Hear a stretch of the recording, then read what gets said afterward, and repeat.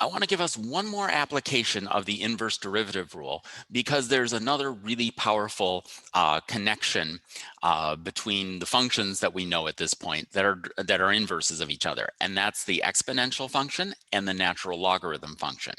So if you take e to some power and then you take the natural log of that result, you're going to get the number you started out with. So since we know that the derivative of e to the x is e to the x itself, can we use that information to verify what we know about the derivative of the natural logarithm of x?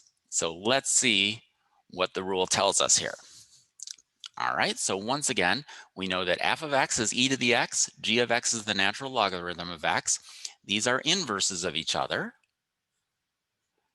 And the derivative of f of x is equal to e to the x. That's what makes the exponential function cool, is it is its own derivative. So what does the inverse derivative rule tell us about the derivative of g? It's 1 over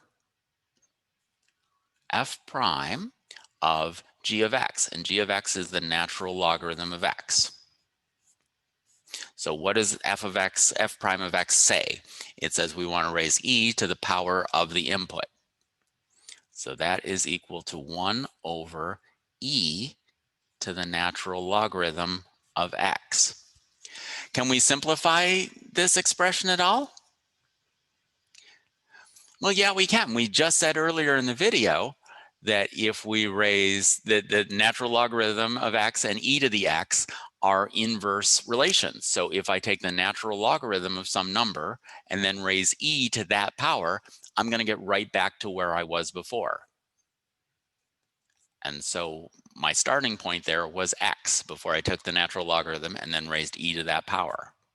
So that just returns x. So g prime of x, the derivative of the natural logarithm, is just 1 over x, which verifies what we saw when we looked at the graph. But this just gives us one more connection of how all the rules of calculus tie together, and the rules are able to verify things that we observe about the behavior of functions. So good job for the inverse derivative rule.